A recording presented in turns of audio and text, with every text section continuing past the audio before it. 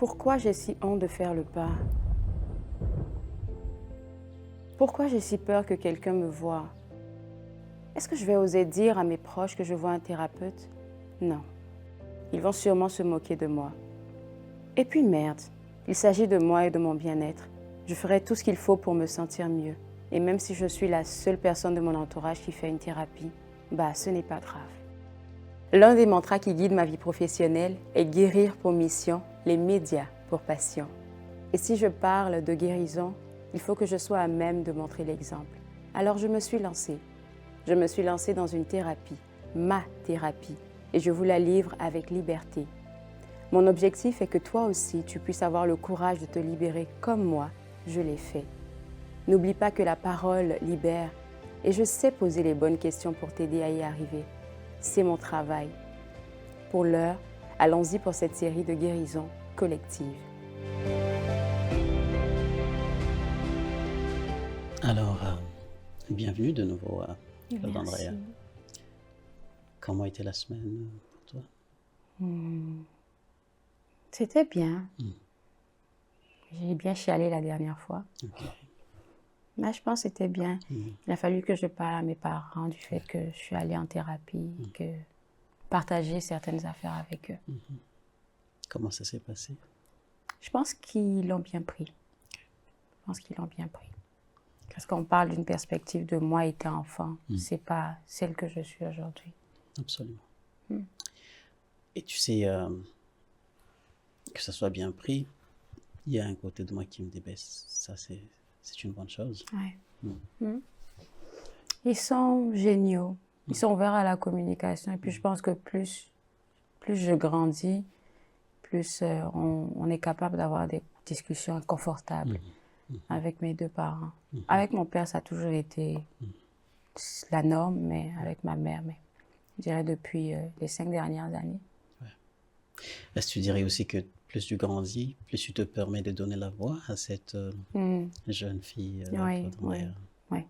Attends, je me demande, est-ce que pendant la semaine, tu as eu un temps où tu t'es assise avec elle pour penser à elle, cette petite fille? Oui, un peu. Peut-être un peu, oui. Je sais. Plutôt penser à... C'est arrivé, tu peux rien changer. Et puis, il faut juste que tu continues de travailler ce que tu es aujourd'hui. D'accord. Et là, j'entends que tu l'encourages à voir la vie comme elle est aujourd'hui. Est-ce que c'est aussi comme ça que tu vois la vie? Généralement, tu te dis, ben, hier c'est hier, peut-être il y a des leçons que j'ai apprises, mais aujourd'hui, je vais en profiter. Oui, souvent. Bonne question, hein. Je me dis souvent, même quand c'est des expériences difficiles, douloureuses, je peux rien changer de toute façon, là. Donc, tout ce que je fais, c'est juste continuer de survivre. Parce que j'ai l'impression qu'il y a des phases où est-ce qu'on est tous censés survivre et ensuite vivre. On survit, je sais pas, un trauma, on survit à une déception, on survit à un échec. À quoi ressemble l'expérience de survie de Claude Andrea? Toi, pour toi, à quoi ça ressemble ça pour toi? Me recentrer sur moi-même. J'ai l'impression que c'est moi seule qui peut comprendre, qui peut me comprendre, qui peut passer au travers de ce que je vis. Donc, j'ai tendance à me renfermer sur moi-même, à rester en méditation, à pleurer quand j'ai besoin de pleurer, à prier beaucoup, prier beaucoup. Je pense que c'est comme un échappatoire pour moi. Et puis, Tu sais, tu en as parlé dans la séance passée, l'aspect de la spiritualité pour toi. Tu y fais recours assez souvent, tu en parles encore. Est-ce que tu peux élaborer là-dessus? Qu'est-ce que ça représente pour toi? Comment ça se passe pour toi? c'est tout pour moi. Je dis tout le temps, les gens peuvent l'appeler comme ils veulent, l'univers, Dieu. Moi, je l'appelle Dieu. Et Dieu, c'est mon havre de paix. J'ai développé une intimité plus profonde avec Dieu qui n'a pas rapport avec la religion, qui a rapport avec une connexion, une intimité avec lui. On dirait que tu parles d'une relation. D'une profonde relation, c'est ça le terme avec que je Dieu. cherche, une Ok. relation. Et cette relation-là me nourrit énormément parce que souvent j'ai l'impression que d'entendre des choses que j'aurais aimé entendre quand j'étais enfant, que j'ai pas entendu, comme il y a 2 ans, je pense. Je me suis réveillée un matin, dès que j'ai ouvert les yeux, c'était You are priceless to me. Je me suis dit, waouh, c'est fort. Et pour moi, c'est pas moi, Claude Andrea, qui aurait pensé ça de moi. C'est forcément l'être suprême qui m'a dit quelque chose comme ça. Tu sens un message d'amour profond quand tu dis you're priceless. C'est ça. comme il n'y a pas de prix. C'est un amour presque inconditionnel, si je peux le dire comme ça. C'est ça, ouais. Ok. Et je pense que je suis à un point où est-ce que, comme un passage de la Bible dit, si père et mère m'abandonnent, toi tu ne m'abandonneras pas. Donc, c'est pas que je veux me... Souvent quand je le dis à certains de mes proches, ils le prennent mal. Parce que c'est un peu comme si je me préparais à ce qu'il y ait une chicane entre nous, une guerre. Mais je suis un peu comme... I used to be left. Je sais pas si je me fais comprendre. Donc, j'ai pas peur. Si ça doit se briser, ça doit se briser. Je me dis, c'est la vie. Les gens viennent, ils vont. Donc, j'ai tendance à ne pas vraiment m'attacher profondément. Ou du moins, peut-être que j'ai peur de m'attacher. Je sais pas. Quand tu dis I used to be left, donc tu as eu des expériences où tu t'es senti, est-ce que rejeté, c'est ça? Ou Rejeté, abandonné, pas désiré. Pas désiré. Ah, je dis des choses que... Ok. Ça va. C'est des choses difficiles quand tu le dis comme ça, quand Andrea. En 2024, aujourd'hui, non, c'est plus difficile. Ok. Tu as un regard différent? Oui. Ok. Les gens sont libres de faire qu'est-ce qu'ils veulent. Ils sont libres de t'avoir dans leur vie, ils sont libres de te laisser aller. Ils sont libres, en fait, de même que toi, tu es libre. Donc, ouais. Comment tu as navigué tout ça? Si je peux t'inviter à me partager de ces moments où tu t'es senti pas désiré, ces moments où tu t'es senti abandonné, à quoi ça ressemblait? Et j'entends que c'est différent, il y a un regard différent aujourd'hui. On veut juste comprendre qu'est-ce que c'était, qu'est-ce qui a changé? Comment je le percevais? C'est surtout dans mes relations amicales. Je trouvais pas ma place. Ma voix ne comptait pas. Je ne sais pas pourquoi j'étais celle sur qui on marchait beaucoup. Peut-être parce que j'avais pas eu à être préparée auparavant par mes parents, peut-être à être exposée au monde, parce que j'ai pas eu la chance d'avoir des relations sociales poussées, je pense. C'est vrai, les cousins et autres, oui, mais à l'école, au collège, j'étais vraiment comme celle sur qui on marchait beaucoup. On dirait qu'il y avait du rattrapage à faire pour toi, de certaines habiletés, comment être en relation avec des personnes comme des amis. Et dans le processus, tu as eu l'expérience comme si les gens marchaient sur toi. Non, oui. Ok. C'est même pas une expérience, c'est un vécu. Un vécu, oui. Oui, je le ressentais, mais c'est comme si j'avais pas la voix pour me défendre. J'avais pas la voix pour... Et souvent, j'ai tendance à penser que c'est parce que j'avais pas de voix à la maison, que je n'avais pas de voix à l'extérieur. J'arrivais pas à exprimer ce que je ressentais, ce que je n'aimais pas à la maison. Il fallait toujours que je fasse tout pour plaire. Donc, j'ai l'impression que j'ai... Si tu fais référence souvent à la maison, et pour moi, c'est une indication que c'est un espace où peut-être il se pose encore beaucoup de questions pour toi, ou peut-être que tu as fait de bonnes analyses, que tu as compris des choses par rapport à la maison. On en a parlé dans la séance passée. Mais comment, peut-être tu y as déjà fait référence, mais les relations à la maison, les relations avec la famille aujourd'hui, comment ça va? Ça va bien. Ça va bien. Parce que là, comme je le disais tout à l'heure, on arrive à avoir des discussions inconfortables aujourd'hui. Là, je peux venir me présenter. Puis, j'ai pas de misère. J'annonce toujours les couleurs. Papa, on va avoir une discussion inconfortable. Même s'il y a un gros soupir qui vient après, toujours présent pour m'écouter. Et puis, m'écouter chialer. M'écouter dire qu'est-ce que je pense. Ouais. Donc, les relations sont normales aujourd'hui. Aujourd'hui. comment tu te sens par rapport au fait que les choses aient changé et que à la maison, ça puisse être différent? Ça te fait quoi? Je pense que ça me fait du bien et ça me permet de me rendre compte que ma voix compte, en fait.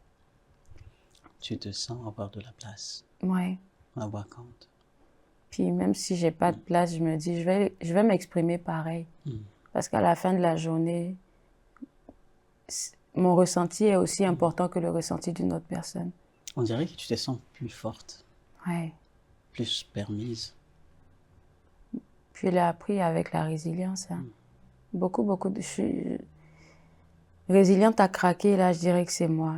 Je sais pas comment je fais, je sais pas comment j'ai fait pour vivre tous ces tourments émotionnels-là. Je sais pas. Comment tu identifies aujourd'hui des situations, peut-être il y a un risque que tu te fasses marcher dessus. Est-ce que tu réalises? Comment ça se passe? Je fais beaucoup confiance à mon instinct. Avant, je l'écoutais pas. Ben, ça arrive dans certaines situations que je vais jouer au têtu parce que je suis une personne tête de mule. Je suis une tête de mule. Je suis têtue, je n'en fais qu'à ma tête souvent, à mes dépens. Mais la plupart du temps, j'écoute mon instinct. J'écoute beaucoup mon instinct. Dépendamment des relations amicales, professionnelles, sociales, j'écoute beaucoup mon instinct. Et quand tu dis ça, Claude Andrea, je vois qu'il y a comme un shift, comme un virement qui se fait. À l'époque, il semble que c'était important de savoir qu'est-ce que les gens disent de toi. Ouais. Est-ce que c'est que tu fais est assez... Est-ce que c'est plaisant pour maman? Est-ce que c'est plaisant pour telle personne? Et là, je te dis, je peux aller chercher cette validation à l'intérieur de moi. Qu'est-ce que moi j'y pense? Tu vois? Oui, c'est vrai. Parce qu'à la fin de la journée, c'est ce que je pense de moi, je pense qu'il serait important. Quelqu'un peut penser que je suis une mauvaise personne, mais ça, c'est son expérience avec moi. Et peut-être que, je sais pas, il y a forcément une explication. Mais les gens te diront jamais qu'ils ont vécu une mauvaise expérience avec toi. Ils vont juste propager la nouvelle. Donc, surtout avec ce que je fais en ce moment, au départ, c'était traumatisant. Comme le monde des médias, tu te dis, oh, tu dois marcher sur des œufs pour ne pas que on te dise que tu es comme ça, on te dise que tu... Mais je me suis tout le temps dit, il faut que je reste moi. Donc, peu importe la personne avec qui je parle, qu'elle soit à un grade XXL ou peut-être la personne qui est, je sais pas, je suis la même personne. Et que ça change pour toi dans la façon d'approcher les relations, le fait que tu te dis ce que tu dis tout de suite, je suis la même personne, je vais être moi, peu importe où je vais, peu importe avec qui j'interagis. Qu'est-ce que ça change pour toi? Être moi, c'est pas facile. Parce que je suis introvertie et extrovertie à la fois. C'est comme j'ai beaucoup d'énergie, mais il y a des moments où je suis comme une tortue, là. Ne me touche pas, ne m'emmerde pas. Je veux juste rester dans mon mood, comme on le dit. Je veux juste rester dans mon coin. Je veux juste relaxer. C'est un peu comme si j'étais en train de recharger mes batteries. J'ai besoin de ce temps-là. Tu te donnes ce temps. Ouais, c'est ça. Je m'autorise et je me donne ce temps. Et donc, pour les personnes, ce qui est frustrant, c'est que je pense que tout le monde n'est pas préparé à recevoir l'eau dans son entièreté. Même moi aussi. Là. Donc souvent, tu te dis, les gens vont te trouver, oh, t'es ennuyante. Il y a un ami qui m'a dit ça une fois. Il m'a dit, oh, t'es ennuyante. J'ai dit, je sais. Parce que ce jour-là, j'étais pas dans le mood d'être super. Non, j'étais pas dans ce mood-là. Donc. Okay. Et là, tu parles de relations amicales, assez souvent. Mais est-ce que je peux me permettre aussi de poser des questions sur des relations intimes? Est-ce que tu en as connu de relations, de partenaires? Est-ce que tu es dans une relation actuellement? En ce moment, je dirais que c'est compliqué. C'est compliqué. Mais je ne suis pas dans une relation en ce moment. Je ne suis pas dans une relation. Je ne sais pas si j'ai la force d'en parler. Mais je fais vraiment beaucoup confiance en cette saison de ma vie à Dieu pour m'emmener la bonne personne. Je parle avec des personnes en ce moment, à vrai dire, c'est ça. Je parle avec des personnes en ce moment je côtoie des personnes en ce moment, pas de manière intime, des personnes qui semblent intéressées. J'essaie juste de discuter puis de voir exactement qu'est-ce qui me convient, qu'est-ce qui ne me convient pas. Et je me rends compte qu'il y a beaucoup, je dirais pas que je suis demandante, mais je me dis que c'est ça que je recherche. Il y a beaucoup de travail à faire de l'autre. Il y a des personnes avec qui je suis sur le même niveau vibratoire. Avec d'autres, c'est comme, ça coince un peu parce que ces personnes-là, tu le sens qu'elles sont pas prêtes à faire le travail intérieur. Et je me dis, quand ta vibration, elle est quand même élevée, je sais pas pour toi si tu me suis dans qu'est-ce que je dis, quand ta vibration, elle est assez élevée, que tu connectes avec des gens qui sont dans une basse vibration, ça crée une forme de confusion entre vous, que ce soit amicalement, professionnellement ou bien de manière amoureuse ou je sais pas. Okay. Tu sais, tantôt tu parlais, tu disais que tu sais pas si tu as la force d'en parler. Je rappelle que c'est vraiment à ton rythme, hein, Okay. Parce que je sais que tu es l'experte de toi et j'admire le fait que tu te donnes cette permission de dire je vais écouter ma voix, tu vois, et ça c'en est un exemple de dire ben je vais écouter ma voix et dire quand est-ce que je suis prêt ou pas prête à parler de quoi que ce soit. Donc je voulais juste souligner ça. Merci. Ouais. Mais sinon, parlant des relations amoureuses, quand je repense à notre première séance, et j'ai fait une introspection dessus avant même de venir en thérapie, c'est que j'ai fait les choix que j'ai faits dans mes relations amoureuses à cause du manque que j'avais, à cause des manques que j'avais. C'est relié à cette validation extérieure-là. Et j'ai été tellement à la poursuite du fait d'être choisie par quelqu'un que je me donnais pas pas la permission, je sais pas le terme, mais je me donnais pas la chance d'analyser exactement qu'est-ce qui était bon pour moi parce que je me connaissais pas. À la maison, toujours en train de courir pour la validation, mais pour être choisie, appréciée, c'était pareil aussi dans les relations. Et là, tu mets au centre en tout cas de ces échanges, tu mets ce que tu ressens. Tu dis, ben, comment est-ce que moi je vois ça? Donc, il y a eu un changement. Oui, un changement. C'est ce que j'entends en tout cas, le thème ici, comment est-ce que Claude Andrea se met maintenant au centre de ces démarches, au centre de ces échanges avec les relations. Comment il se voit? Et il dit, ben, je me vois moi, et voici qui je suis, et voici comment alors je vais approcher d'autres personnes. Au lieu de dire, ben, qu'est-ce que les autres pensent, qu'est-ce que les autres voudraient, proposent. Elle part, en tout cas le point de départ, d'après ce que j'entends, ça devient, mais qu'est-ce que je ressens? Et c'est ça qui va me donner comme une direction, une orientation dans ma manière d'approcher les relations. Définitif. Et puis, le syndrome de la sauveuse, je l'ai beaucoup eu lorsque j'ai commencé mon travail sur moi parce que j'avais envie d'illuminer tout le monde. Il faut que tu travailles ça. Je vois que tu as des peurs ici, en train de motiver ici, ici et là. Puis je me rends compte que chacun a son rythme de guérison, chacun a son travail à faire personnellement. Je suis pas obligée d'aller chercher quelqu'un qui est encore dans sa petite tombe là-bas pour le faire sortir. Tout ce que j'ai pour moi, c'est ma bienveillance et le respect que j'accorde à autrui. Ça peut être mal pris, ça peut être jugé autrement. Je m'en fous, mais la bienveillance pour moi, c'est important. Et certaines personnes peuvent l'utiliser comme de la faiblesse. Mais à la fin de la journée, je pense que je vais je lutte pour garder cette bienveillance-là parce que je me dis, je veux pas être dans la mentalité de « Oh, si je suis trop gentille et si je suis trop ça, ben ils vont me marcher dessus. » Je me dis, maintenant j'ai la capacité de couper quand j'ai besoin de couper, de m'éloigner quand j'ai besoin de m'éloigner. J'ai cette force-là pour le faire. Ouais. Et j'entends encore une fois une connexion à soi, une meilleure connaissance de soi, qui, encore une fois, fournit une forme d'orientation, de map sur comment approcher les autres. On conclut dans 1 ou 2 minutes à notre séance aujourd'hui. Avec quoi tu repars de cette séance? rencontré. Là, tu viens de le dire, hein, je pense plus de connaissance de moi-même et je suis contente de pouvoir honorer qu'est-ce que je ressens, honorer qu'est-ce que mes besoins. Si je ressens que je dois m'éloigner de cette personne, si je ressens que je ne dois pas signer ce contrat, j'essaie au maximum de m'écouter. Puis je reste toujours comme en prière et puis je me dis, Dieu, il va toujours me guider sur le bon chemin. Donc oui, je suis contente de pouvoir m'écouter plus que je ne le faisais auparavant.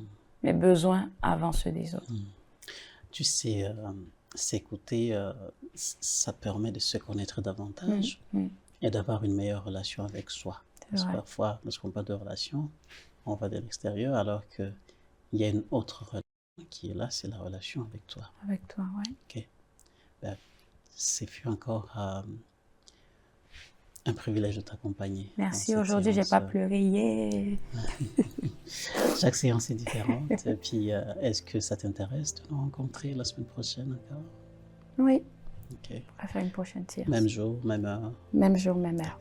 D'accord. Alors, pour la semaine, prends soin de toi en tout cas et puis écoute-toi davantage. Ça sera ça un peu le thème. Merci beaucoup. Parfait. À la prochaine. Si tu veux faire partie de la série Guérir au-delà des frontières, rejoins-moi comme invité en m'écrivant à info@claudeab@gmail.com.